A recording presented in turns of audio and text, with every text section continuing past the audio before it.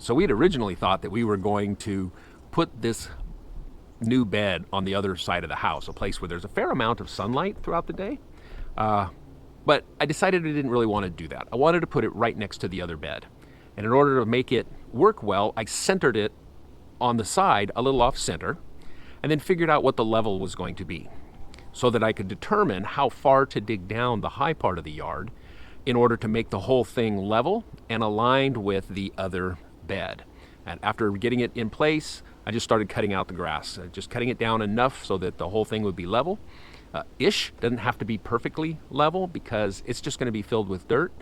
Very importantly, though, is that it is level with the other bed.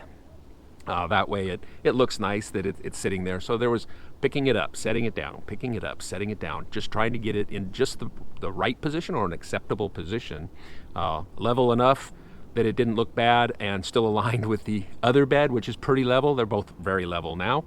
And once it's done and all in place, we'll build up a good solid bed or a good nutritious bed with compost and with some heavy stuff and get it ready to take the dirt out of the buckets. That should be coming up here not too far. We're pretty much at the end of the season.